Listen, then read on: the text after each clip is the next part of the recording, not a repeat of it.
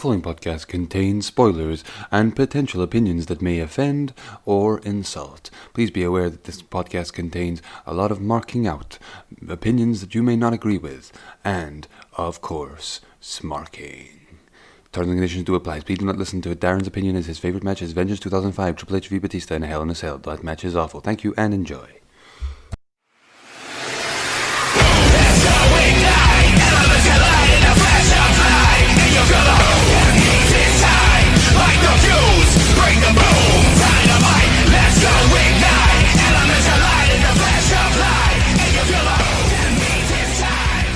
Hello and welcome to TNP Reviews AEW Dynamite. Woo, with 10% fans here to listen to us talk about the show.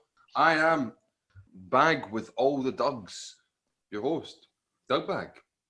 And I'm joined here by a 10 out of 10. He's rubbing his eyes but also making 10 with his hands. Darren, how are you doing today? I'm good, mate. Road release champion, so I'm still good. And I'm joined here also today by the wonderful, the enigmatic Lou. Wonderful! Nice. Lou's getting his Halloween costume ready, as you can clearly tell. Fucking way. And so we're here back for a Thursday special of special night Thursday. Oh, nice, yeah. August 28th episode of AEW. Guys, before we review the actual episode, let's review the fact it's on Thursday. Yeah, it's a day. We start off the show with the familiar voices of JR, Tony. That's it. Several tears were rolling down my face as I realised that it was now 6 weeks that we'd been without Excalibur. We're going to get wanted posters up soon, I think. When Jericho comes out, because then Jericho comes out advertised for commentary. When Jericho came out, I was like, is this going to be a thing where, like, all out, Jericho sits down on commentary, and then out from the 10% fans comes Excalibur, runs in, smozzes with Jericho, and takes his place as the rightful commentator. I would enjoy that. Well, Excalibur, hopefully you'll be back soon. But I'm not going to count my my chickens. My lucky lucha masks. Yeah, I'm not going to dust off any lucha masks soon, I'm afraid. So we start with the Gauntlet match, the Gauntlet tag match. No, we start with no entrance Bucks again. And Natural Nightmare. Starting off in Tag Gauntlet being number 3 and 4, am I right? In the ranks. Yeah. And so, we start off with the Natural Nightmares and Young Bucks. Fans galore as Jericho came out as well. I've got no idea. They sing the Judas. Oh, they erupted. I had a massive mock-out moment when they shouted for Judas. I was like, this is wrestling! Yeah, there was... Yeah. There was tears in Dugbag's eyes. But I was a bit like, the wrestlers don't get an entrance. People who are wrestling. But Jericho gets an entrance for his commentary.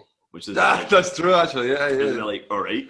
I don't know if you guys know this. You're not supposed to have your music too loud if you own like a pub, or even I was getting my haircut, and the hairdresser told me you're not allowed to play music down south right now because apparently it's to stop people from spreading by talking louder the more or music singing. To the louder. So when I heard the crowd singing Judas, I was like, Corona Central. You see it throughout the night. You could tell they were trying to almost encourage it. Like there was some of the wrestlers, or I think even commentary, that were kind of like, no, we're going to play into the fact they can't chant. And then there was other wrestlers and commentator like Jericho that seemed to kind of be edging towards, once we've started, we can kind of get away with it. Notably in the Young Buck match, in this Gauntlet match, is a bit where towards the end, after like no chanting, they would do the whoa, and I was like, coronavirus rising. I think we'll get into it. That's the stakes rising. That's the statistics rising as they go. Whoa!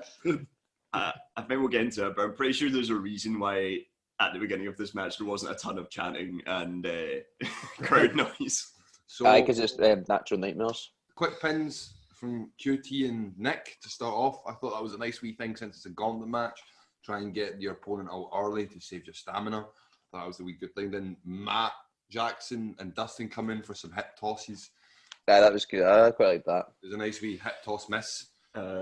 Dustin gets blown up because of it, because Matt keeps going for it, but Dustin can't do it anymore. He's too old, mate. He's like, I can't handle this. You know who can? QT Marshall, Tag. So QT Marshall takes a lot of the offense initially for the Natural Nightmares, and it's great to see the Bucks move, but QT Marshall, so there's wrestlers, when they're about to do their move, you can tell what's coming. Like, Shawn Michaels will tune up that band. Yep. The Undertaker, he'll make you rest in peace and drag his thumb across his neck. QT Marshall does that when he's selling moves. No. So when he's about to get kicked, he's like, oh, I'm getting kicked now. He's like, oh, I'm getting punched now. And you can tell he's taking moves. So it looks so fucking bad. Yeah. He gets one super kick after another, and you can tell he's waiting. He's placing himself for the second one instead of just enjoying the sell of the first one.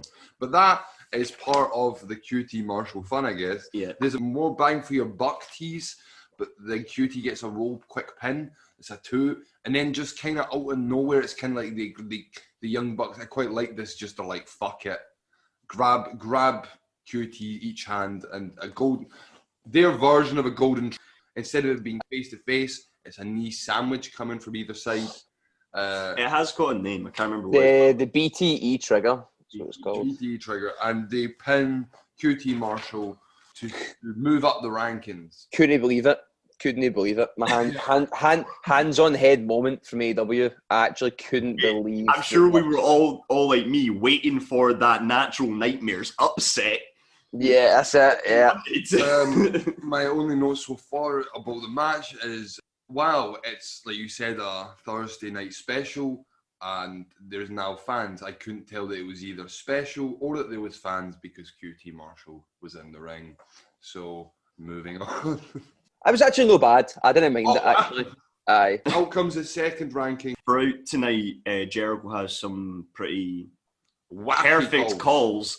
I think Jericho on this episode has some of his great calls and some really bad calls. The majority of it is bad. And I think that's because there isn't Excalibur to kind of keep things together. So part of it is QT Marshall punches Matt Jackson in the face. Yep. So we get, that what's called a fist to the face. My fist, your face, Schiavone. And I was like, why is he threatening to hit Schiavone? It's Schiavone. And it's Schiavone, I'll have you know. True. So number 2 ranking, Best Friends and Young Bucks. This is not me shitting on the Best Friends. Well, I guess it is because they just come in and note-wise. But I feel that I've seen Best Friends fight with every combination of tag team already in AEW. I don't know if you guys get that feeling, but I feel like they are the tag team put somebody over. I see more. I have more chance of genuinely of Natural Nightmares winning something right now than Best Friends to me. That's not even, like, jokes aside, I'm actually just so bored with Best Friends. Even like, we'll get into Mercs T stuff that I'm like, I don't want to see this. So it was interesting because Best Friends came in and Young Bucks were already kind of working the fact that they'd wrestled one match and had been slightly tired because Best Friends slightly tickled, slightly challenged by the nightmares. Like they weren't unbothered by their nightmares. The nightmares kept them up for a bit of the night, but not all night. And there was some slow striking by Best Friends as they came in and kind of slowed down the pace. And it was Nick getting beat down by Chucky and Trent, and then he finally comes back with a face buster. And then as he's on the Best Friend side, and as he fucking comes back with the face buster, he jumps onto the apron. Trent's on the outside, tries to moonsault Trent, misses the moonsault. Trent lands a beautiful, beautiful spear. Trent has an edge spear. Don't know if you noticed that. If you watch it, it's a very similar style. It is. And you can't run that joke when last week you made a fake edge joke because Brandy's spear has got nothing on these spears. I know, mate. I think it was pretty great. Chucky T is he's setting Nick up for a move, and Nick reverses into a super kick. But before Nick super kicks him, Chucky tweaks his knee. Oh, and that becomes part of the storyline. Yeah. There's also a great thing I noticed is that just after that bit when they're on the outside, Trent comes back in with Nick, and he hits his signature. It's like the thrust kick. It's the fucking Roderick Strong kick. And Chucky T comes back in the ring to pin him. Instead of Trent doing the pin and then the ref they waited and went, no, Chucky's the legal guy. Chucky runs in and gets the pin. Nice. So I applauded them for that. You're right. There's, and then they go on to the outside, right? Because Matt comes in and they tease an apron pile driver on the apron. I was like, oh, this is with Trent. Matt reverses into a super kick and then gets... It's Nick, mate. It's Nick still, sorry. Yeah, sorry. It's still Nick. Nick gets teased with the apron pile driver, reverses into a super kick, and then goes and does a fucking bridging German suplex on the apron. I said here, Naito and Ibushi, take notes. This is how you do a safe German suplex on the apron and still look nasty. Looked so... Yeah, it did look good. I don't know if you guys caught this, but see when Trent's selling, he's doing that. He's like eyes pop and stuff like that. But his hand's out by the apron, and Chuck gets up and holds his hand. I was like, class. Way to keep in your characters, bros. Very, very cute moment. Matt then finally gets the hot tag after a long stint with Nick and goes into some of his comeback hits, the spinning cutter from the top rope. That always looks great. Then this is where we get the locomotion, which is what they call the continual bridging. Do you want me to hit it with my fucking Jericho here? Because this is where you see Excalibur's not there with... Yep. Oh, look, he's got a spinning stun-like move from the top rope. And you're like, nah, it's got a name. And then, they, what did he call it? So he starts doing he does the locomotion Northern Light suplex, and he's like, they call it the locomotion, and that's after Jericho goes, oh, he's doing his big Northern Lights. That's it. And then Shivani's like, yeah, I think they call it the locomotion. They don't ever call it the real, like the full name of the move or anything. They're just bits and pieces of what Excalibur used to do. Yeah. Aye. Exactly. And there's also something where it's like Jericho, and this we're getting into, this isn't just when this is happening, this happens throughout the whole show. You're absolutely right. Jericho does this thing where he'll not shit on the wrestling, but he'll put out a comment out there that is questioning the wrestlers. And that is where Excalibur would usually come in with the smarky, kayfabe, bringing it back to the wrestler and putting the wrestling and the wrestler over. There is so many times on this show, and I don't think I can bury Jericho for it. I think you have to build the rest of you have to bury the rest of the commentary team, where he puts something out there, and it's met to dead silence. It's like it's not commented on. So your last comment is left with the heel color commentator basically calling the spots, which is the worst way that you want it. That's not on Jericho even. Do you know what I mean? That's just on the structure of it. That is part of it. I don't know what you think it does, but it was after the near fall with the spike pile driver, which was really good. But I kind of noticed that Jericho was healing out on commentary, and he does that thing where he tries to put people over as well, but he was healing out a lot. But the issue is the other commentators are there to like dispute what he's saying when he heals out and also call the moves. But they were doing neither that. Shivani was putting over Jericho. Yep. Jericho would say something and Shivani would keep it on Jericho. And that's the thing. Jericho at a point was like, oh, no, you're supposed to be talking about the match. So even though Shivani is continuing to mark out about Jericho, he's like, well, yeah, but best friends really bring it in this match. And you're like, why is he now going turnsies now playing face shit? Because Shivani can't do his fucking job. And JR is like, oh, I'm telling stories. And you're like, I didn't have as much as of my commentary listening hat on. But I listened to Wade Barrett in NXT this week, so I thought the commentary was alright. Anything good to Wade Barrett is good news, some would say. So he calls that the locomotive, I think. That's He what says choo-choo as the train comes in.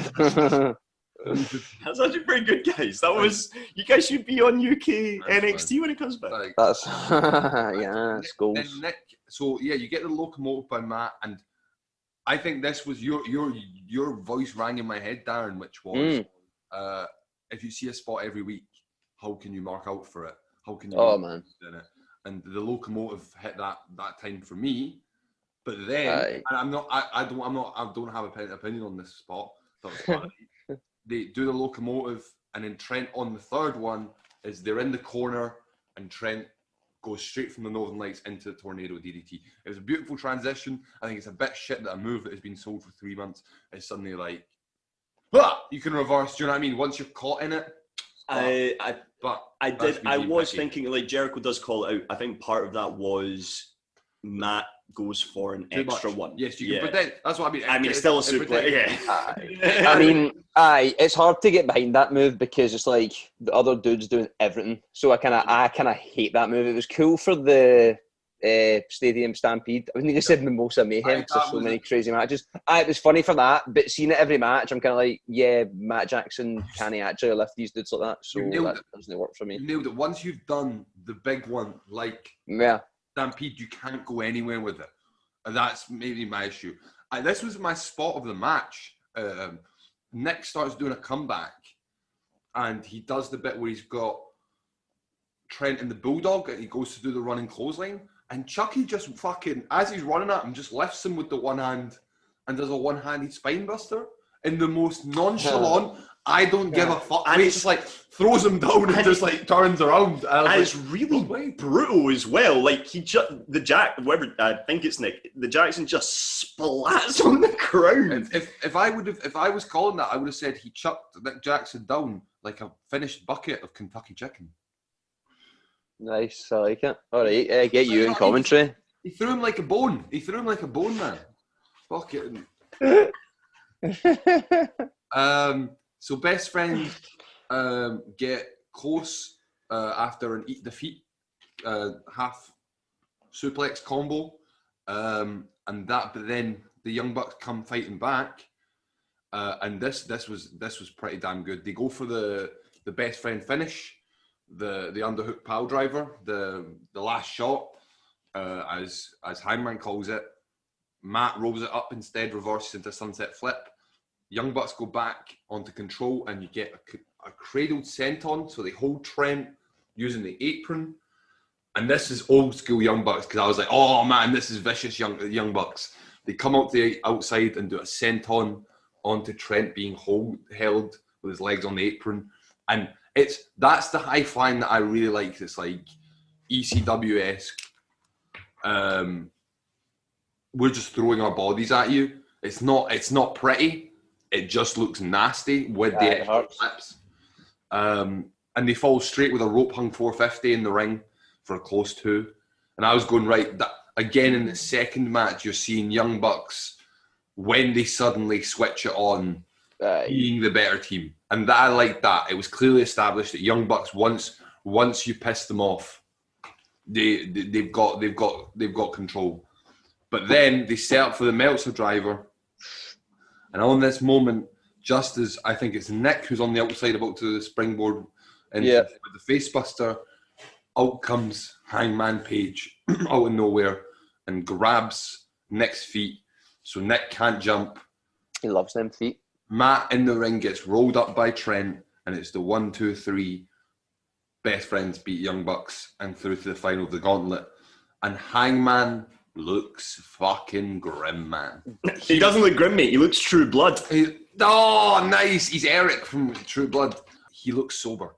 I was like, is this conscious decision? This isn't fun-loving drunk. I did it because I don't know what I'm doing. And linking him with the promo later, I actually think he did that Stone Cold sober. Stone Cold Hangman sober. Stone Cold Hangman sober. Oh, Stone Cold sober Hangman. So then out come the number 1 rated ranked tag team in AEW, accompanied by Tully Blanchard, FTR, Fear the Revelation. And no car today either. best friends are on the outside and they spend about 2 minutes because I think it cuts to add. Picture in picture. Picture in picture. They're very much like you don't know if best friends are even able to continue because they got banged up by the young bucks. Yeah, it's kind of like, is Trent actually maybe a bit injured? And obviously Chucky's still selling that knee, and I think that was all kayfabe, but it was done well. And they attack like hyenas during the picture in picture on the injured best friends. As still in the picture in picture, you get Cash doing a leg lock. Is it Cash? The bald one? Just, that's Dax, mate. Dax. Shit. I said this last night. I was watching it. Kept asking me. I was like, shit names, right? I just have to say it. They are really. The fact that they went out into FDR, mate. Just and chose their name, Frank Tully and Richard. I told Dugbag that was quite a big thing for them because Dax and Cash were like, oh, we chose these names. They're our names. They're the names we've always wanted, apparently. And I when I heard that, I was like, whew, rough. But Dugbag was like, well, Ben's got one thing right. Vince gets a point in my mind for actually not giving them names. What, call them Dash Wilder and Scott Dawson? Scott Dawson is an understandable name, and you can fit it in your head. Scott Dawson sounds like a guy that would give me a glass of water at accounting. Wouldn't he sound like a wrestler? Like, there's Scott Dawson. He's not. He works in accounting, but he doesn't actually work on a computer. They want. Welcomes a glass of water. They're like, here's Dax Harwood. Like, he doesn't work in accounts, mate. He's just going to kick your cunt in. I'm like, oh, right, okay, cool. No worries. We come back and Chucky T. The start of a comeback, and Chucky T gets a fucking weird roll up, but Knox doesn't come. During ad break, there's a little bit of Cash's stuff after, which includes using the apron on Chucky's leg, which was on the back of his knee, which was a really nice spot. And then he does like, I don't know what the submission's called, but he does a really lovely submission in the center of the ring. The Dash Wilder. Yeah, something like that. It's the Wheeler Dealer. Yeah, so that was nice. I just got to say, Chucky T ain't got no knees. Yeah, what do we think about this roll-up spot? For the roll-up, Dax gets shoved over and hits Cash off of the side of the ring. And I think what was happening was Tully, because Tully's not in shot, so Knox is talking to someone, but you can't, because obviously it looks like, well, Cash is on the ground, so who's he talking to? But afterwards, he starts talking to Tully. Talks to Tully, and I think Tully was trying to say, that was a tag. He talks to Tully so that Dash, the one with the hair, is Dash the one with the hair? Cash runs and does a suplex to Trent while Knox is talking to Tully. So again, it's not filmed well. I don't think it translated well at all. You get another example of Jericho on commentary calling bullshit, and you don't have someone quick enough like Excalibur to give a shit kayfabe excuse. So instead, you have leave it on. Knox, what are you doing? There's a call by Jericho later on in the night, which is kind of similar to that, which is just absolute gold. Jericho, man. So then Trent is taken out by a suplex while Knox isn't looking. You get a reverse figure 4 leg lock on Chucky T as Tully, and so Chucky T starts to crawl to the ropes slowly but surely. Was really good. And Tully and Cash get in Trent's face and are like edging him on to get to the rope while begging him to tap. And Chucky T taps, and FTR, basically unscathed, are now the number 1 contenders and are facing the AEW Tag Champs all out after that Gauntlet match. Thoughts on the Gauntlet match? Went probably about, I think, 30 minutes. I've not got my times on me today. I was all right. I liked the start of it. Middle bit was all right. I kind of enjoyed seeing Hangman kind of progress that storyline, and also more buzzing because I don't want to see the belts in the Bucks first. I want to see them in FTR first, so I was happy that FTR won. And I didn't get to see Bucks versus FTR, which was also positive because I really would have hated to see that right now. It was a good way of teasing it, I thought. Yeah. I was like, aye. So excited for FTR and Hangman and Omega. They got me hyped for that. But aye, it's going to be fun. I think it was a very good way to start even though I have issues with how the whole show was kind of booked with the matches, especially to do with the main event, I still think, in contradiction to what I said about last week's episode, which was very good stories, build the stories, but a lack of a meaty wrestling match, here you have a meaty wrestling match. I'm not saying it's the best, but it really did its job because you have Young Bucks at the centre of it, working most of it, and doing some really good, solid tag work, and making, and this is the feat of the Young Bucks and just how good in-ring they are, making me invested and believe in Natural Nightmares for a second, and Best Friends. And I think the finish protects Young Bucks because they had nothing to do with it. They couldn't have changed anything. FTR looked very strong. So you're doing everything in it is completely right. Like I say, I just think my issue, I even thought Best Friends did well in the Young Bucks match. My issue would just be, I don't know if I wanted to see Natural Nightmares there. And to me, their tag division is right now, that match is an example of how everyone's waiting for Young Bucks and FTR. It highlights more that than, great tag division. You see what I mean? That would be my one criticism. All I can say is I wish that the Natural Nightmares had got a little bit further. Fuck's sake. Next time.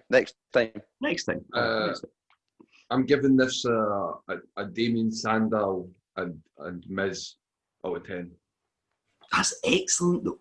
No, exactly right. Damien Sandow and Cody Rhodes out of 10. That's less excellent. Because there's so much good potential. Some of it's great. Some of it is just a bit like, ugh. Ad break. We came back from the ads. Did we come back from the ads? I still thought we were on the ads when this promo started, because came back from Black and White, and you've got Darby Allin skateboarding right into Ricky's hands, man.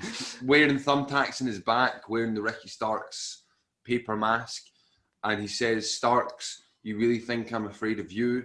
I'll show you that I'm scared. I'm afraid of nothing." As he jumps into, as you see Darby Allin jump from a bridge into river. Bit dramatic. The promo that he did, taking the piss out of Darby Allin, Darby Allin's like, "I'll just be more Darby Allin." Yeah. You come back and you've got a Casino Battle Royal announcement for All Out. Throughout the night we were talking about the Battle Royale, and I said, but wait, Casino Battle Royale, but that's Double or Nothing. Because it's the casino gimmick. But hey, it's I don't think so, because I think All Out kind of like stems for like the whole thing is that their battle royals are always gimmicked like that. They're always kind of like pick a card. That's their. The overall arcing comment you'll keep hearing from me is an underlying why are we having a battle royale with these people. It's a pay-per-view. He's just not happy. It's a pay-per-view and a way to be like, do you know what? We've not had the time to build these storylines. But they have been building them. That's the issue. Alan should have had a singles match. We can get into it in the promos after the next match. But the two examples of the people confirmed, Darby Allin and Lance Archer, the first two confirmed, I think piss poor that they can't find matches up for these guys on a pay-per-view. So JR has a call after the promo where they're putting over Allin, and he goes, "Is there anything Darby Allin won't try?" Drugs. Exactly what I said immediately. I was like, drugs. If Ricky Starks wants to win, just get like a shit ton of drugs and just inject them. No, just peer pressure him. Just get a bunch of cool dudes, and like he comes to the ring, and they're like, "Come on, come on!" But mate, can you be a cool dude and be in a casino battle royal? You know, this is. Any guesses for who's going to win or who you'd like to see? Let's talk about that after the next, because it mentions a couple of the other contenders. So then we go to the next match, which is Lance Archer vs. Nice to see him again, not seen him in a while. He's popped up in a few companies. Sean Maluda. Tony Schiavone says, Lance Archer is bizarre. What a call by Tony. How bizarre. Mm-hmm. Maluda gets beaten down, and then Archer lets him fight back. And Maluda does a few chops, which Archer just laughs at, and then hits him with a huge suplex. Aye. Massive clothesline, and he could get the 3, but stops the pin. huge choke slam and could have got the 3 but stops the pin. It's a huge choke slam. Sky high. Then the crucifix, everyone must die. And he plays with his meat for a bit as he instead of plays with his meat. Sounds like he's jacking it, man. No, I don't think like he's toying with his food. I get it. He's toying with his food, and he instead of pinning him, slams him up and down and slaps him a few times, and then gets the 3. Lance Archer wins against Sean Maluda. The whole time you just see Jake in the corner, and I'm just thinking, is there a bike with that handlebar? We went to break, and I said it's a fucking shame.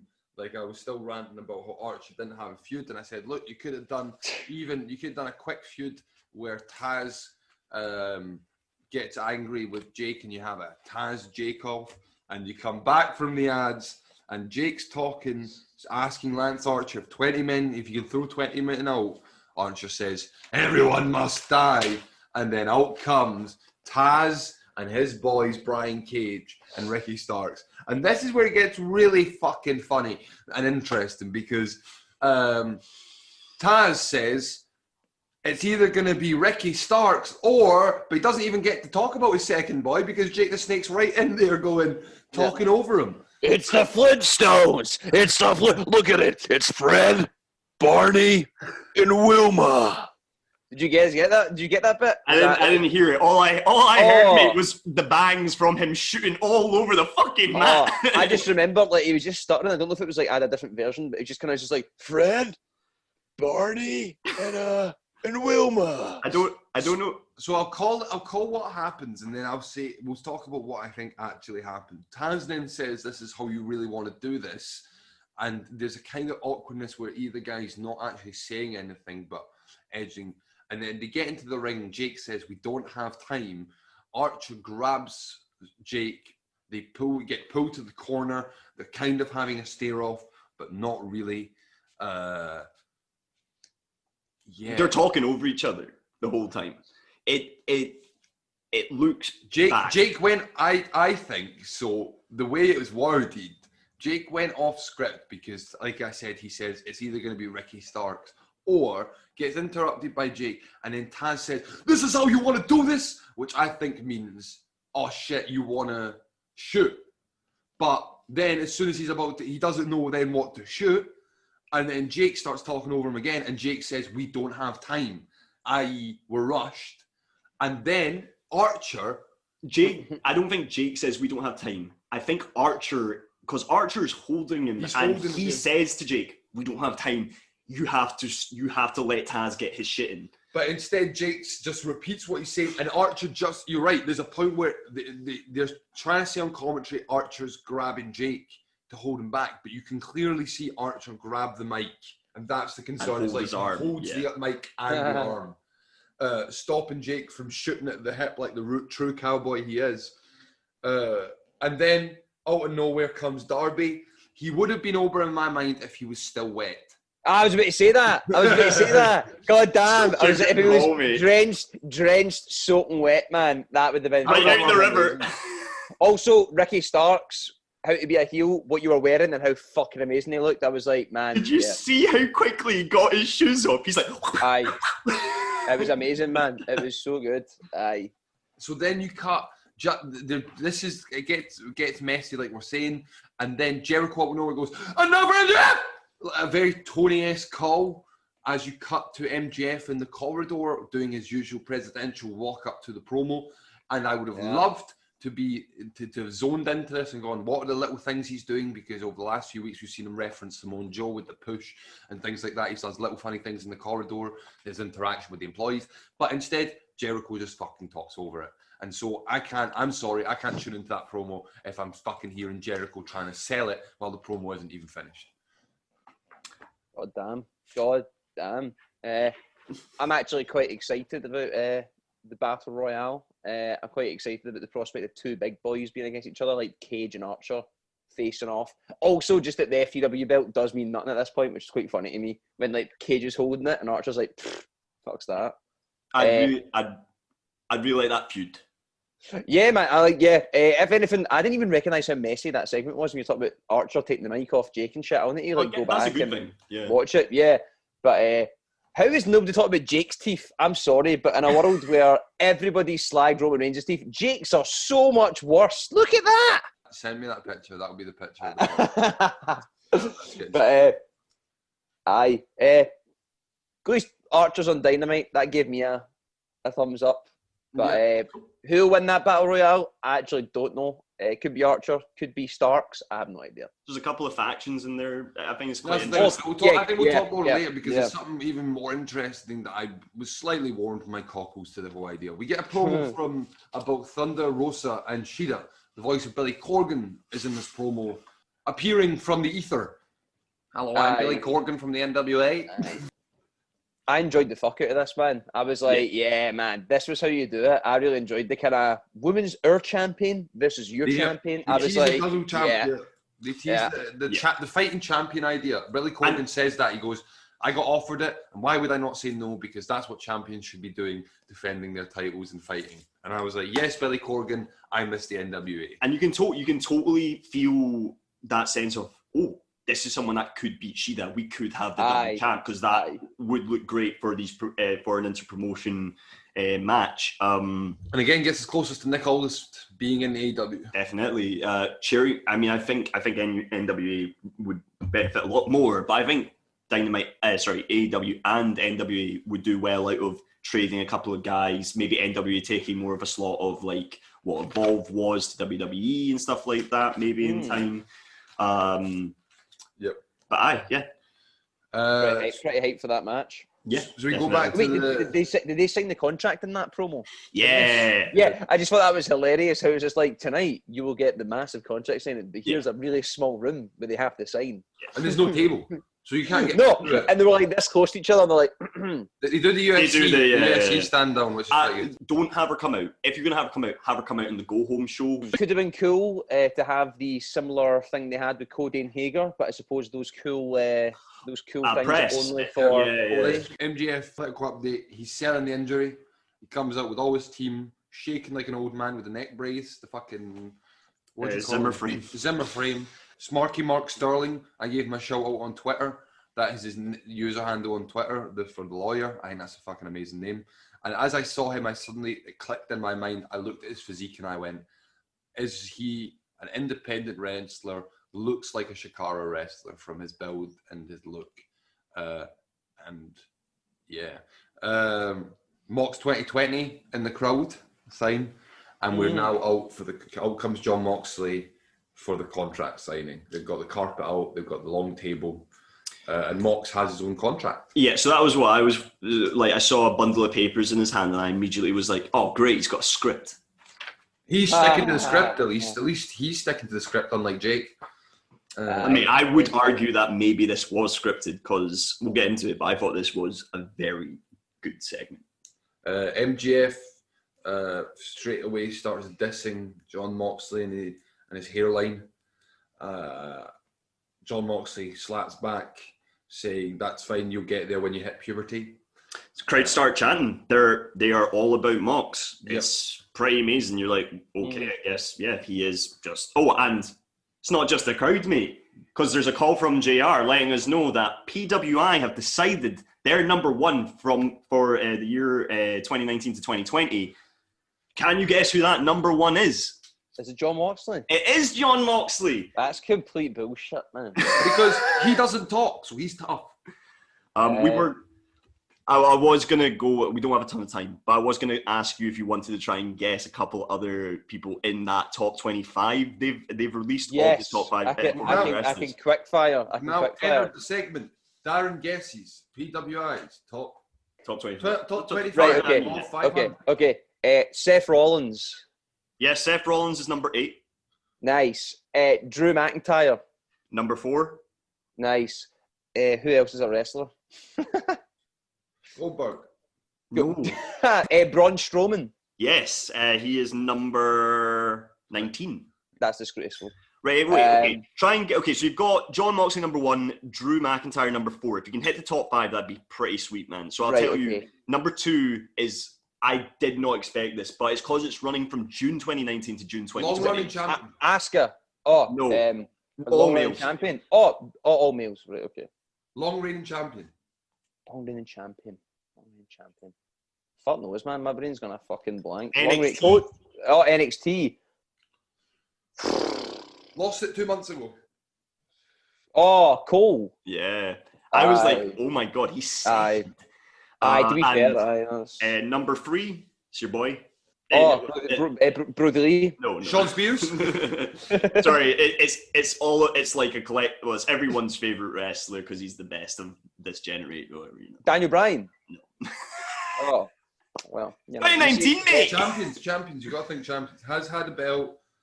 Probably the second biggest thing in the company that he's in. Arguably started the company. We've talked about a lot already on this episode. Brody Lee. Chris Jericho. Y2J. Right, Y2J. Y2J is number Okay. 3. And then number 5 is me and your boy, not American, overseas. Think about what Naito. happened. Yes. Naito. Yes. Tranquilo. That was Darren Guesses, the top 5, the PWI. That is getting cut. Dude, if you want, have a look at that PWI list. It's pretty funny. So, I will. John Moxley says about MJF first hitting puberty.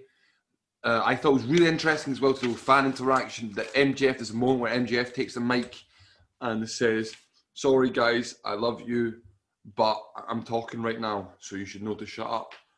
And that's really cool because I think it links into this whole presidential thing that he is, for this feud anyway, evolving his character to try and be, he wants a good crowd reaction, which if we're getting more for All Out, I'm excited to see how the match again plays out.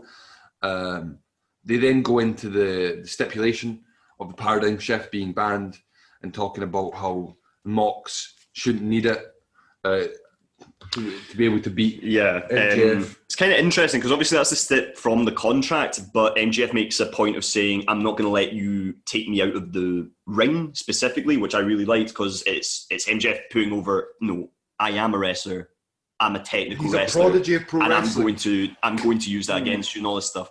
Also, it's just a great call out to the fact that Moxie's from the Midwest, which is hilarious because he's like coastal elite and I'm like coastal elite, bruh. He says Middle America, calls him out for being from Middle America.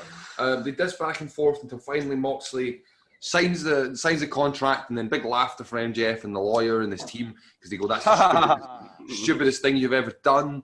You're going to lose.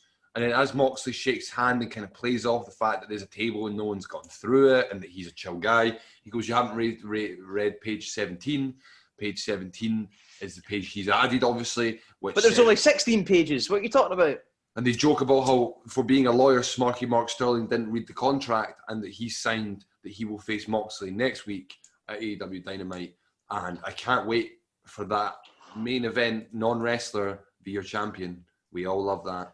Alright, so this is not fucking legal. You can't just add a page without it being looked over by the other party. So that's one just not. It's not on. Stand up in court. It's not on. Stand up in court. Also, your babyface champ is going to wrestle a non-wrestler. What a tough guy.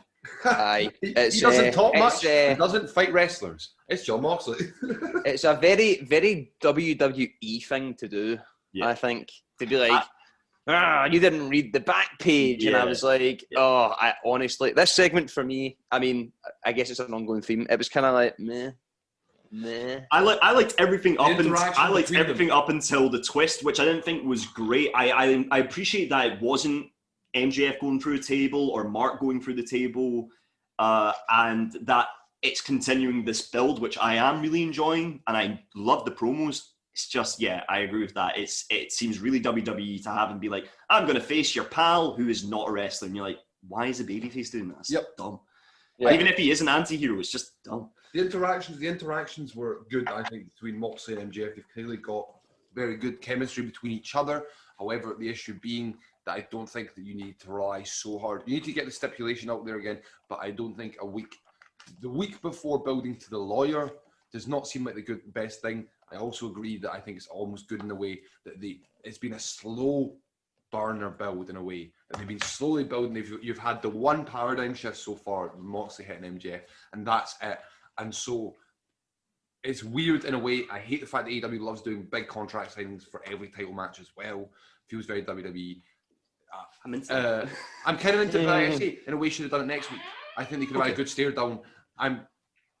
It all depends on how they finish it next week, because this, to me, if you saw now you've seen the Moxley MJF interaction, where do you go? You need an intense stare down. You don't need. He's going to paradigm shift Mark Sterling and then eyeball MJF. So then in the match he'll have a big massive neck brace. Out next, our fucking new favourite boy stable, TNP endorsed. There's a very short Santana Ortiz promo. But clear that you can miss it, mate, because again, all I'm asking is they're nowhere near the tag team top 5, and they definitely should be. I actually skimmed through that. You're right. The minute they started, and I seen it was about that stupid car that they wrecked of Best Friends, I was like, I'm skipping this promo because I don't give a fuck. The big line is Ortiz says that he's sorry that he didn't attack the car with the mum in it. That's the big line. Nice, that's funny. I like that. Yeah, should have been the Gauntlet match. God damn. Butcher Bros, TNP endorsed Butcher Bros. They're back. Butcher and the Blade and Pentagon. Butcher Brothers, Pentagon Jr. and Phoenix. So much pyro, by the way, for Butcher Bros. They clearly know. They've clearly been listening to TNP and have gone, this is a gimmick that we have to run with it and add pyro. And Eddie Kingston appears on the on-screen thing saying that this isn't a stable or a family. This is 360. What was it? Something 316? No, he didn't say 316. He said 730, and I was like, why are you just calling out numbers? A time. I guess that may be like his their what you call it? You know how in Manchester they're 0141 or the area code. Maybe the area code. I thought it was he'd won the national lottery and was. He's just reading his numbers. He's like that. Look, 73569. Oh shit, we filming? Sorry. Well, I didn't get to say my Thunderball number. So, and they're facing the team because Eddie Kingston comes out after, I think. Yes, he comes out after. And the Butcher Bros are facing Joey Janela, Sonny Kiss, the debuting on Dynamite, Brian Pillman Jr., and the guy from University. Griff Garrison. Get his name right. He deserves to be named as much as Brian Pillman Jr. Did you hear fucking Jericho's immediate burial? We've seen a lot of this guy on Dark, and you're like, I do love how they tried to get Brian Pillman Jr. over by being like, I remember in WCW when I brought the real Brian Pillman over, and I was like, oh, shut up, man. Big smalls as they start the fight. It's everyone going for everybody, and then we get assisted dives with the Butcher and the Blade helping things. And it's a double dive, not a toe piece. No, see that? No, double dive. What you call a double dive in Spanish? What does it say? It is that. Dive blade, double. No, it's even better than that. It's Jericho says it. Jericho goes, dive a double. He goes, Tony goes just behind them like usual grandpa Tony. He repeats it and goes, dive like double. Just marking out to Jericho. That was good. You've done it again. Damascus emerging from the ice. Oh, so good. My boy Butcher does a double team move, gut wrench suplex, and then looks around for a wee bit. And then goes back to the apron. What a boy! He always does that. If you look, count how many times Butcher looks with his eyes popped up, before actually tagging. Can we also see how Jericho refuses to call him Butcher? He's like, I love Andy. I love this guy, Big Andy. And I was like, oh man, wait till bury him, man. Here's Big Andy.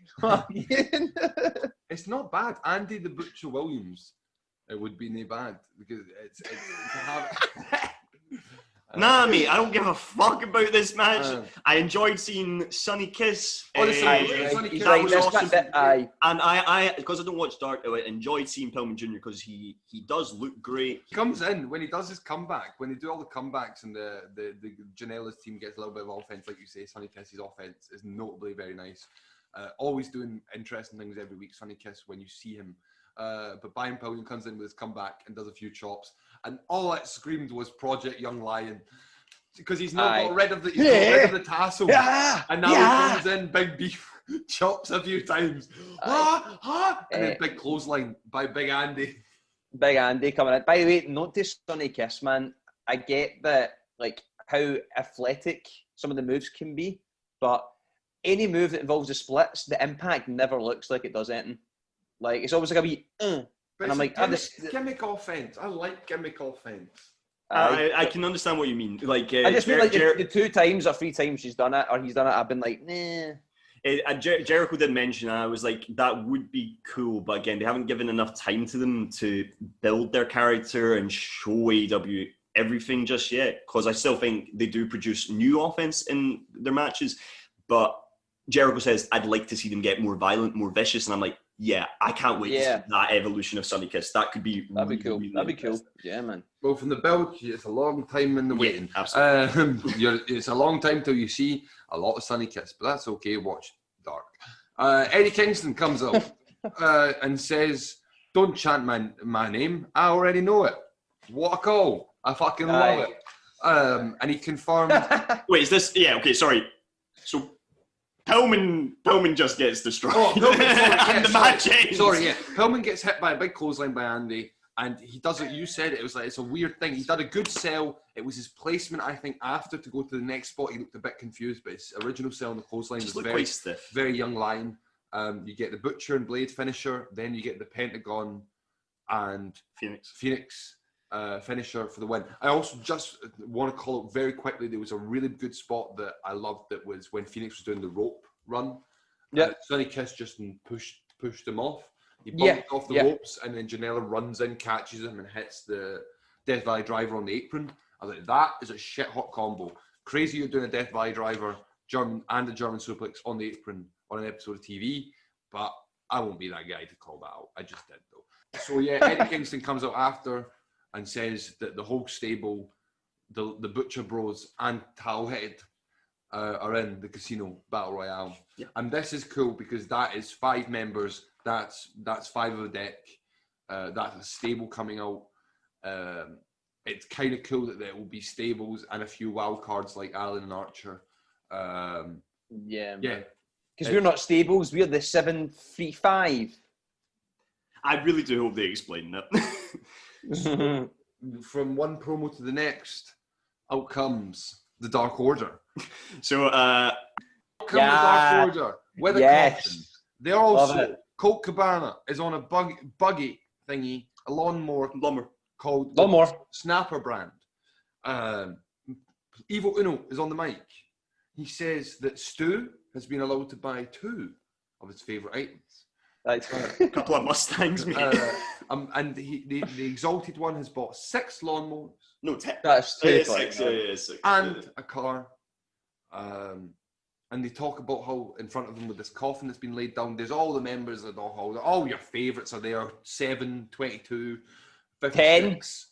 10. Well, that's the thing. They tease who's in the coffin. Who's buried alive? They've got Cody, and then they open it, and you're like, oh, it looks hold on. It looks like you know, like when they've got a mannequin and they've covered it in t-shirts because you can just see hands, and it's with the flag of Cody. But then it's motherfucking 10. Oh, what a It's not Sean Spears. It's Preston Vance.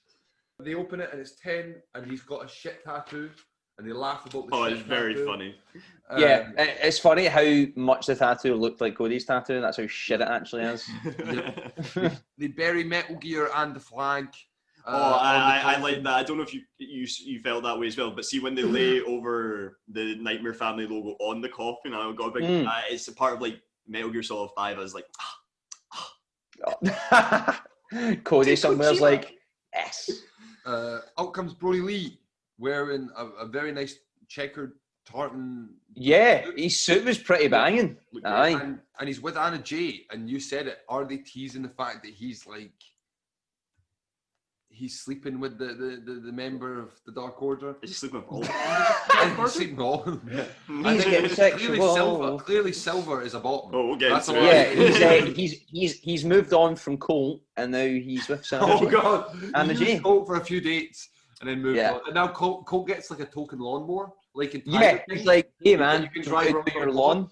We go into a very kind of shouty promo from Brody Lee, Interviewed by Tony, but Tony gets shouted down. But yeah, it is just Brody going off on one. But it's kind of good, like it's nice energy after Uno's promo, which has been more kind of comical and celebratory. Brody's just angry happy. If you know what I mean. He has a great line because he talks about having given Cody back his belt. Immediately he just goes whap, just like that, and I was like, is that a wee Cardi B ref, mate? That's his new gimmick. That's going to be his new gimmick, and it's like whap, just like that, and he walked away. And the Dark Order chant "Cody sucks" on cue the whole Dark Order being absolute marks for themselves was like the greatest thing that finally. I was really into it. Were you into it, Dugbag? Well, let's finish. I will only evaluate the segment when beginning, middle, and end. And when you start with lawnmowers and you end with Mark Cardona, I will fucking bury this segment. But we'll get to it, guys. There's a great bit when Silva starts marking out during Brody's speech. And this is what I enjoy about the comical elements of Dark Order combined with Brody being this kind of monster heel. So yes, he's saying they buried the locker room. There will be no open challenge, no indie wrestlers. That was great. Like, fuck your indie wrestlers. Will not get a rematch. He then introduces Anna Jay as 99. Cool. The Queen Slayer. The Queen Slayer. And then out comes Dustin Rhodes, already gassed from earlier, but clearly wants a second round. QT Marshall with his top off. Nobody wanted to see that. By the way, he also took ages to get there. Like, he doesn't care. He's just wandering. Well, this is the thing, he just doesn't care, me. Then Scorpio Sky comes out and squares off with Brody Lee. And Anna Jay then kind of distracts him. And so Scorpio Sky gets clotheslined from behind by Lee. Brody Lee and Anna Jay start going to the back and they're disappear in the tunnels. And then out comes, as the Dark Order are looking around confused, you see a Rough Rider from one of the tunnels by Mark Cardona. He runs in, smozzes with everyone, stare down between QT, Dustin, Scorpio, and Mark Cardona and the Dark Order to end this segment. What did I think? Right. I watched BT for the first time in 3 weeks. I had not watched it. I've been falling out with BT. Was not enjoying it. But that's not saying it's bad. It's just not my thing. But because Brody Lee was on the thumbnail and I'd been watching, I obviously put over the segment last week and said they put all their eggs in a basket with a segment like that. I was like, right, I'll watch BT. And BT, again, the way I saw Brody Lee presented was not my thing. But I said, you know what? I like to say in my mind, that's non-canon. I'd like to be able to say, even though it's not, and because they advertise BT, that's not the version of the champion I'd like to see. That's not the Brody Lee I've been presented on screen and through Dynamite, so I don't want to see that side. And Brody Lee in himself stayed within that kind of monster heel thing. So it wasn't the worst. But for me, who has watched Dynamite and has not been watching the comedy BT Dark Order, which I know is over with a lot of people, it fucking does not work when you get a segment like you did last week and then you have Brody Lee with lawnmowers on a fucking stage in the same visual. It looks dumb. The fact that he has to bury what Cody has just done in his first promo clearly shows that he has got nothing to go on but Cody's history with the belt. And to stare down and to get this kid, to stare down with Mark Cardona and QT Marshall clearly shows that it's fucking mid-card at best. And you said it feels like mid-card. Yeah, and TNT Championship didn't feel like mid-card. And the match we're getting it all out stinks of even lower card. So you've put all your eggs in a basket and then you've done a fucking U-turn on it. And you've made it a 10-minute segment and put it on the card randomly. That's not what we should be doing with the belt. That's not what we should be doing with Brody Lee. What a mark. What am I? I mean, there was a bit of randomness, the lawnmower thing. I think, was it Alex Reynolds and was it John Silver? I think they might be like two of the best, goofiest characters I've ever seen in wrestling. You've done great. You've done great. So good at it. Aye, but that's why I liked how they kind of bled into from the BT. I liked how Brody Lee just knocked him out. And was like, nah, that's not happening. Yeah, but the people who came out after Brody Lee Scorpio Sky was the one that kind of confused me because I was like, mate, I seen you get beat off Cody like a few weeks ago. Yep. But Matt Cardona was just definitely sandwiched in there. That's Because he's got to get him in. We'd expected it to be a Matt Cardona singles bout for the TNT Championship. Aye. Scorpio Sky thing is true. That's what scares me, is that Cody worked hard to establish each match individually and to work these guys up to something that felt even above mid-card. And then to throw everyone in it together without establishing Brody Lee as the belt or anything like that, it then straight away just points out, oh, you're just throwing guys in there, win or loss, and all that.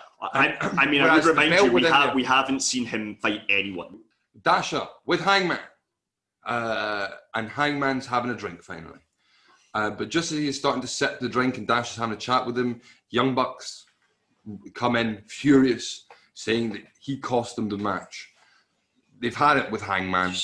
They grab the drink, they throw it on Hangman and say, you know what, it's been months coming. We've been trying to work this, but you've not been trying. Yeah, I might have called you a jobber. That was so good. That was years ago, but you know what now? You're a jobber. It was so good. Probably next best line ever on Titan. So good. They says he's nothing but a drunk, and you know what? He's out the elite. They walk out, slam the door, and you get the final shot of the broken mirror on the back of the door, and Hangman staring into the broken reflection of himself. Chill.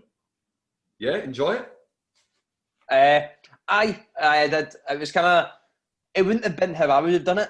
No. Like, kind of like to kind of kick him out the elite officially. It was like a kind of segment on that. But why was it in front of fans? That's my issue. Why is it not in front of fans? But it was pretty funny. I thought Hangman's acting was great. I thought he looked pretty. Yeah. So I thought it was okay. I was like, ooh, Kenny, but I imagine they're probably saving that for next week's Dynamite. Kenny's reaction and how they deal with the fallout of two members of the elite excluding a member when the supposed leader didn't even have a say in it, kind of thing. And it's his tag partner. So that's all. Oh, I'm pretty pumped about that story, mate. I'm just interested. It builds up that tag storyline, and yeah, just pumped. It's simmering. The storyline is simmering. We will see where it gets. It's about to boil over. Big Swole comes out, and it's told that, and we can see Britt Baker out there with Penelope Ford and Rebel. I didn't get this. They called this a 3-on-1 handicap match. Technically, Britt was in the match, I think. Yeah. I mean, it was handicap then, wasn't it? It was a handicap. I think I wrote down it was 2-on-1, but they might have called it a 3-on-1. Or maybe it was a 2-on-1. Maybe I got that wrong. Britt says, dive into it. Can't wait. This is my favourite of the whole show. Britt says that if Swole wins, she can face Brett in whatever type of matchup whenever she wants. I've just got written. I was like, what did I write there? And it's just botch, because the match starts and there's a fireman carry and something like that, and there's a as the bells ringing. This is it. Go. As the bells ringing, Penelope Ford picks up Swole to do a fireman's lift into like, I assume like it was going to be a Death Valley Driver or a neck breaker, but instead she just falls over. What was Brett Baker singing before the start of the match? Oh, Judas. What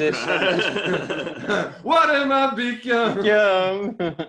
No, she's like, dun, dun, dun, dun, dun, dun. Why didn't you do it when the botch happened? Right. Dun, dun, dun. I don't know if you know this down, but the best bit was how they described how the botch happened. And it was like, Jericho was like, they must have been startled by the bell. And then Tony was like, really? They were startled by the bell? And he's like, yeah. And it's like, oh, they were startled by the bell. And I was like, what? I was like, what wrestler in the world is startled by the bell? Like, fuck. It's Ortiz. It's the Ortiz gimmick. Could you imagine Hussein Bolt and the other sprinters are lined up, and then they hear the gunshot, and they all go, what the? They all dive for cover. This match was incredibly buff, because buff is a surfer term for shit. You get a big backflip into an elbow by Penelope Ford. Swole fights back and hits a big Hurricane Rana on Rebel that has a little bit of a delayed flip, but it's okay because she's not a wrestler. She is a dope. She She is. is a wrestler. She She is. wrestles I have a TNA. confession. I have a confession to make. All of this is new to me because after the botch, I skipped this. Aw. That's fair. Moonsault by Rebel from, as you called Very out, delayed.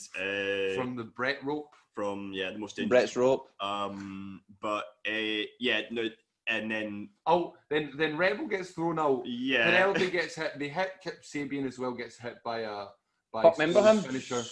the elbow. Yeah, and then Swole gets the pin, not on Rebel, but on Penelope Ford. Great. bit So weird. like, not even giving it on Rebel, which Not like, even giving who it to the cares? non-wrestler. The Aye. division wrestler gets pinned. So my only kind Whoa. of understanding of why they did this was that Swole could do a singles match with Penelope next week in order to build up to the Baker fight on at All Out. But yeah, no, it wasn't great. I think that the storyline continues to get over Britt being this great heel because she interferes with her crutches and stuff like that. And it continues to get over that Swole is super tough because she goes up against Kip, she goes up against Penelope and Rebel and all of this stuff. But yeah, Rebel so kind of takes things very safely and carefully, and that's part gimmick, but also she isn't the best wrestler.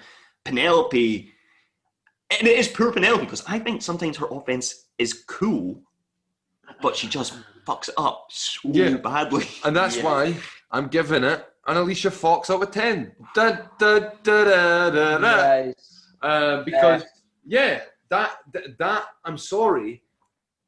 I'm not saying because anyone's defending it. I'm sorry, just in case anybody. This is back to because I said it last week. I was surprised. This, contrary to that, when 50% of your moves do not look good, right? And it's just, and even though you're trying, don't try these things if they're not going to work. Stick to the simple shit. Get two women, have them fight. I really do not understand this women's division. It was Yeah, pretty. my It was pretty. I mean, I seen the start and the end, and I just thought it was funny that even with canned noise, that Swole still can't get over. Swole. A lovely palate cleanser before the main event. Yeah, definitely. Oh yeah, definitely a sweet and sour moment. We get the matches called down for next week. So we have Santana and Ortiz, these best friends, not on All Out. They've been building it for weeks, but maybe they'll have a gimmick match on All Out or something. But Santana and Ortiz, the best friends, is next week. We're getting Y2J vs Double J, the bad boy. Joey Janela.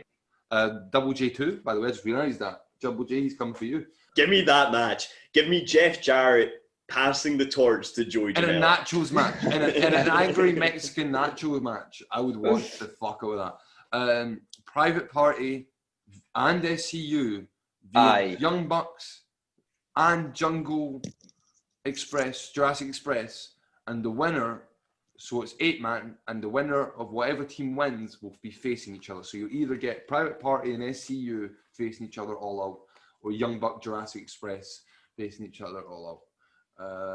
Yeah, they should have leaned in more to it's a big deal to be on a pay-per-view, to make that match matter, to be like, so it's kind of like, cool, but if they just said like, more money, more this. Yeah, I mean, I would assume like if you're coming up with a kayfabe reason, you want to be higher on the card, and that will be higher on the card than the Battle Royale, which is what I assume the losers will be in. Yeah.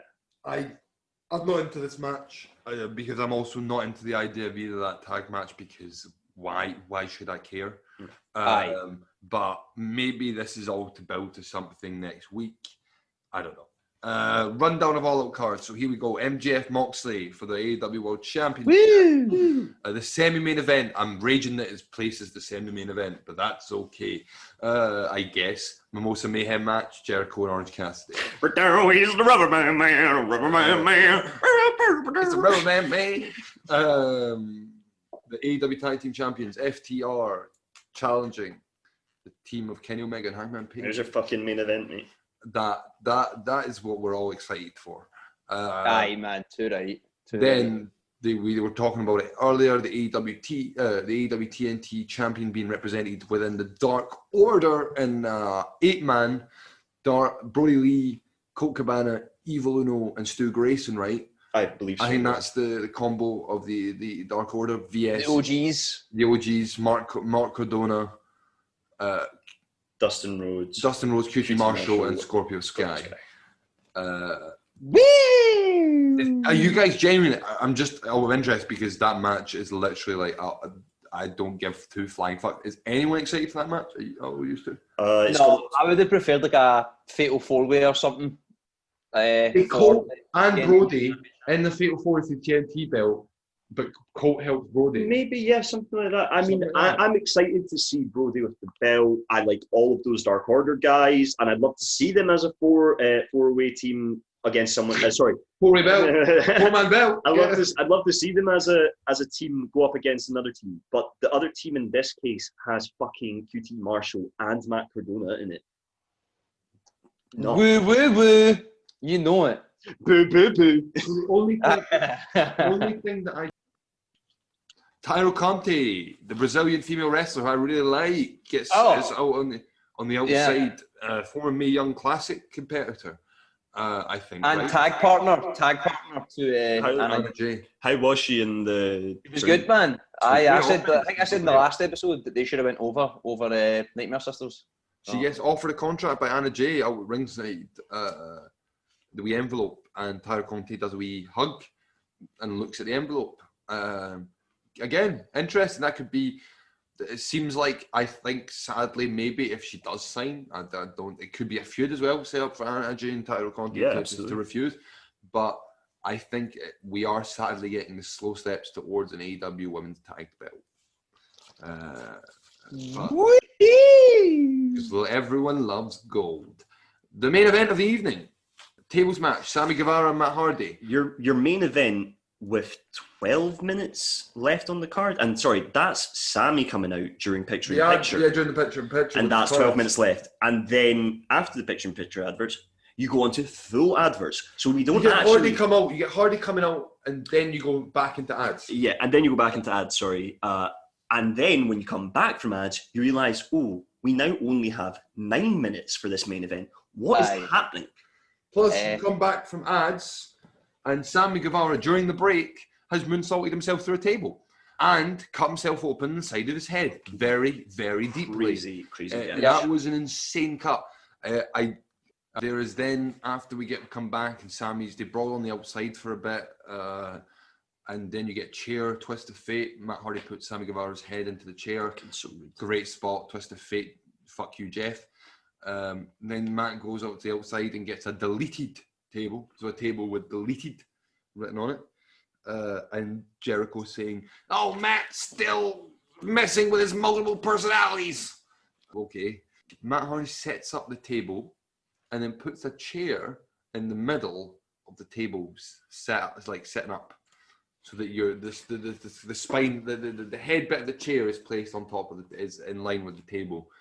He lays Sammy on the table, goes to the top rope for maybe an extreme leg drop or something like that. So even before he's hitting the ropes, though, he's moving. I assume he's moving like a sack of potatoes. Yeah, I assume this is kayfabe, but he could legitimately be injured because he's also taking a spot through a table on the outside, which he missed. True.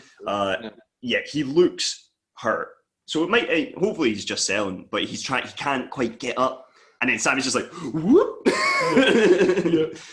runs up, grabs him, takes him up, sets him up for that superplex. Then gets so tired. Yeah, superplex by Sammy, superplex through the table.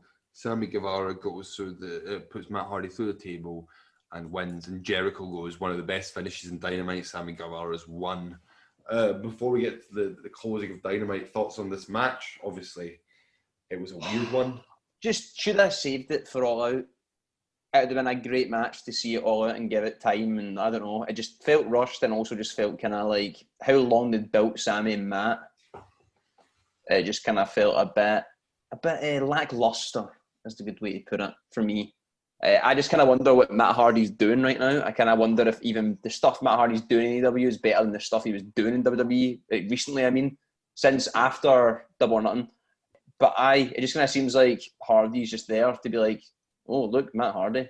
Yeah, he is kind of there but he is there to be like, oh, it's Matt Hardy. I think you said it, mate. It seemed rushed. I would guess something ran over during the show, and this main event had to go into fast forward, or either because of the gash on Sammy's head, they had to rush it. But something happens, and you're like, yeah, this is too short. And it does. It kind of, because it was a pretty brutal match, and that's what they've been building to, this kind of hot killer feud, where they'd be taking chunks of each other. And there are elements of that. There's the great spot with the Twisted Fate on the chair. I think all the tail spots are good. Yep.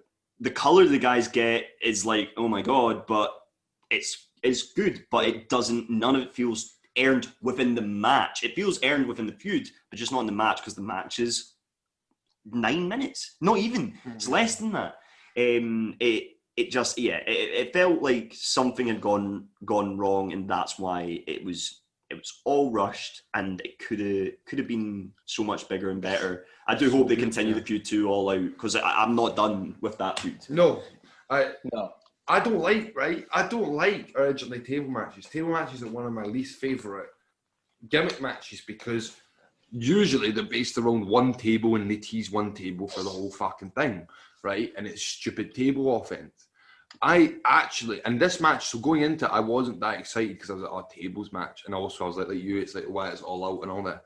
But as the match started, because they build the feud, because this match has been warranted to be so intense, as soon as it started, I was like, man, I'm so into this. I'm ready for this main event. Whatever happened, and like you say, it was so brutal, and it felt, I was really getting into it and enjoyed the table spots. I thought they were inventive. I thought it was all really good. But why lead to Hardy not being able to be in this match, to handle that match, if that's gimmicked? You know what I mean? He can't. Is he going to come out with a gimmick? If so, but you've blown your load on the actual feud ender, which is that brawling thing that we've now seen. We've seen it. We've seen, like you say, we've seen the best bits, but it wasn't the payoff. But that's what that type of match is, the type of match you want to see in a payoff, and then you have a shitty fucking ender. I don't get it. And Hardy, I completely agree, Hardy feels almost more like WWE Hardy sometimes, right now, how he's being presented, than he did in WWE. It's like token old veteran Hardy. And they need they need to shake that. And even giving him his gimmick stuff feels like that. It's like token, because you're a veteran, you get to write your own shit. And it's like, no, use the talent. Use them with intention like you use every other talent. But like I say, there's a lot of good things in it. And Sammy Guevara's a fucking star, I'll say it every fucking week. Just as we think it's about to end, Orange Cassidy. What the camera's on Sammy. Sammy's on the celebrating apron, his win. Apron, like, oh. And you just see in the background this blue thing zoom. Yeah. It's like Sonic, mate. It's like Orange Sonic. It's like Orange Sonic. Orange Cassidy runs and just jumps at Jericho on commentary. JR seems to be a bit knocked, because you don't hear JR for a second. The first thing you use, "You all right, JR?" Oh, man. I'm fine, Tony. Clearly raging.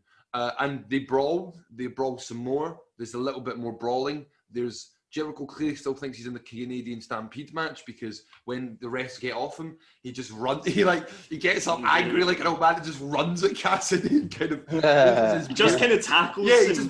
He beer bellies him. He's just like, fuck it, I'm heavy now. I'm a heavy guy.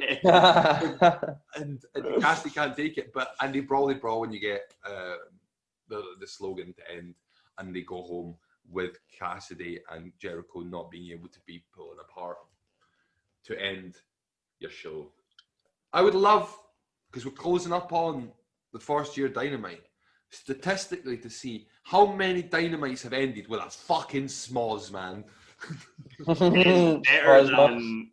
definitely better than the end of last year. End of last year, it was like, and the thing is, it just kept getting bigger and bigger. But this was when Inner Circle were coming up. Do you remember? So like every fucking Dynamite ended with the Inner Circle smozzing with all of the faces, and you're just like, oh my god, small. But this, I'm not excited about their match, because I think they're doing it too soon. But this was at least a bit like, all right, cool. It was I was like, I'm so buzzing for the rubber match. Buzzing. We have seen literally this segment, but better. We saw Cassidy get bust open while brawling with Jericho, with blood on his shirt, and standing up in the shitty crowd brawling. So you've seen it, and I think you nailed it on the fucking head. Cassidy Jericho is an interesting feud and can be left because the really interesting thing is that Cassidy has beat Jericho. So Cassidy can come back and haunt Jericho's career and be like, oh, I still got beat by this joke. But Cassidy can become bigger and Jericho can then face him for even bigger draw and make it feel like a bigger deal. But instead, you just do a third match and make sure that, because I've already got that feeling, that by the end of Jericho Cassidy Mimosa match, I will not want to see that match because it will be gimmicked. It's not. You've done everything. And I don't see, that feels like a very WWE thing to do. To be like, 3 matches, gimmick 1, gimmick 2, build it. Wait till you wait to the 4th match. The sunglasses spectacular. That's the... I hate to go negative on it in the end, but to me, I wasn't the most positive even about last week's show, but I thought it was a very good storyline builder, less good wrestling-wise. Separated from the tag match. This overall, sadly, not saying the segments were bad, but made me less excited for All Out than more. So, I feel more negative. I'm very bumped. I thought it was a good show before your go-home show next week. I'm enjoying that build for the main event, which is rare for me because I really don't like Moxley as champ. It cleaned up the main event scene, yeah. So I'm really happy with the main event scene right now. I'm also really into the tag storyline. That's incredibly interesting. The women's match, although we haven't seen Shida a lot and we haven't seen Thunder Rosa yet, I'm very, very interested to see that match on All Out. Unlike Dugbag, I'm pretty pumped about a Battle Royale. I always think it's quite good fun on a pay-per-view to have something like that. The mystery. Mystique. Yeah, just a little bit different to your usual kind of bigger matches. It will be they usually quite highly book these things, and there's always the possibility of a debut or whatever. So I'm pretty pumped for All Out in general. I'm pretty excited for next week. I'm not excited about the card. I can't say there's things next week that I'm like, oh yeah, I can't wait to see that match. But because it's the go-home show, I'm interested to see how the storylines continue to evolve. What will happen after Sterling takes double underhook DDT? Because I'm just going to start calling that because that's what Mark Sterling kept calling it. Double underhook DDT. It's not called the Paradigm Shift. And to see if Kenny is going to appear, is Kenny going to react to what's happening in the tag storyline? So yeah, overall, okay show. Not anything super amazing, I would say.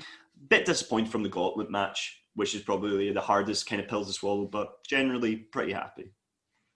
Aye, you pretty much very, very similar views from myself. A lot of stuff that I liked, but a lot of stuff that I didn't like.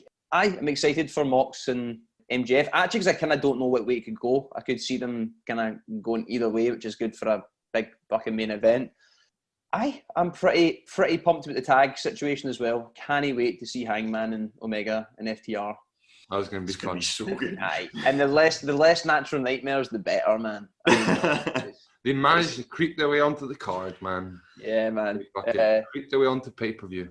And also pretty fucking hyped. Brandy Alley.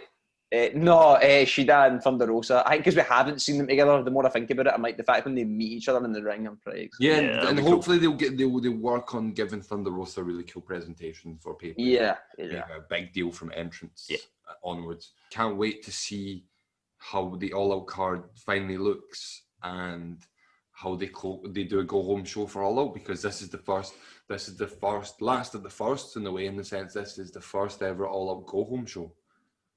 Because this is us coming back around. Yeah, because it's always just been a pay-per-view. That I'm excited to see, like, this is their big shot to do a go-home show after a year of TV, building to the biggest pay-per-view of the year. That's what the expectations are high, I'm not going to lie, because All Out last year was a good fucking show. We will see. Thank you so much for being with me today, guys, and doing this. I've been your host, Dugbag. I'm Lou. Still getting over that Cody loss. Still getting over the Cody loss. I'm the only 10 Darren. Still getting over the fact that Brody Lee bought 6 lawnmowers. So you're 6 out of 10? So I'm just thinking, Not quite. are Dark Order on the side a gardening business? Is that Aye, the that would gimmick? be- That's how they That earn would money. be amazing. On the side. Aye, He's just people like, hiring hey, gardeners. Hold on, Law and Order. Law and Order. Law and Order. Well, thank you so much. Please, if you listen to this first time, hit us up on Instagram at tnp.podcast. Hit us up at Twitter at tnp_podcast because we love our underscore tunes. And please hit us up with your feedback, your own opinions, your own thoughts. But if you want to put over Brody Lee, go and talk to Darren. I like that. Join the Law and Order. I like that. Join the Law and Order. Light the I like fuse. Bring your fucking natural nightmare shoes. Dynamite. Dynamite. Man.